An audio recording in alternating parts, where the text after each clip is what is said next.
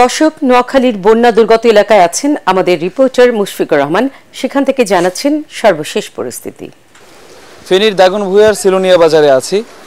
আমি যেখানটায় দাঁড়িয়ে আছি এটা থেকে আর একটু সামনে যাওয়া খুব কষ্টকর হয়ে যাচ্ছে, কারণ পানি কিন্তু প্রচুর পরিমাণে বেড়েছে গতকালকে থেকে, এবং রাস্তা দেখতে পাচ্ছেন প্লাবিত হয়ে যাচ্ছে। মানুষজন সেই রাস্তাতে অনেক কষ্ট করে চলাফেরা করছে, এবং আমরা এখানে আসার পর থেকে যতটুকু শুনতে পেলাম স্থানীয় মানুষ যারা আছে তারা একটা হাহাকার আছে এইখানে বোটের উদ্ধারকারী যে নৌকাগুলো আছে সেই নৌকা কিন্তু এখানে একদমই নাই, এবং ত্রাণ সহায়তা পর্যাপ্ত রাস্তায় থাকলেও সেগুলো যে মানুষের কাছে পৌঁছে দিবে বা মানুষকে যে উদ্ধার করে নিয়ে আসবে সেই উদ্ধার কাজ করার জন্য নৌকা কিন্তু পর্যাপ্ত নেই বলে আমরা জানতে পেরেছি। এবং এইখানে খাবার পানির বিশুদ্ধ খাবার পানির সংকট দেখা দিয়েছে। টিউবওয়েল থেকে শুরু করে সবকিছুই মোটামুটি ডুবে গেছে, এবং মানুষজন কাকুতি মিনতি করছে তাদের পরিবারের সদস্যদেরকে বাঁচানোর জন্য। তবে নৌকার অভাবে কিন্তু যাওয়া যাচ্ছে না। শুধু এখানকার পরিস্থিতি এটা না, ফেনীর অন্যান্য যে উপজেলাগুলো আছে, বিশেষ করে ছাগলনাইয়া, পরশুরাম, সোনাগাজী এবং ত্রিপুরার যে সীমান্তবর্তী যে এলাকাগুলো আছে ফেনীর, সেই এলাকাগুলোতে কিন্তু আসলে ত্রাণ সহায়তা সেইভাবে পৌঁছাতে পারছে না, বা সেই এলাকায় এমনও জায়গা আছে যে দুতলা পর্যন্ত পানি উঠে গেছে।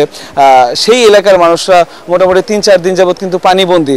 সেই মানুষদেরকে কিন্তু উদ্ধার করার জন্য যে পর্যাপ্ত বোট সহায়তা, বা ওইখানে তো স্রোতের পরিমাণ অনেক বেশি, সেই স্রোত ভেদ করে ওখানে যে বোটগুলো পৌঁছাতে পারে এরকম উন্নত প্রযুক্তির বোট কিন্তু পর্যাপ্ত অভাব রয়েছে। এর ফলে যেটা হয়েছে যে ঢাকা এবং বিভিন্ন জায়গা থেকে যে ত্রাণ সহায়তা যেগুলো আসছে সেগুলো ফেনীর যে মহাসড়ক এবং মহাসড়কে আটকে আছে অনেকগুলো আবার পৌঁছেছে।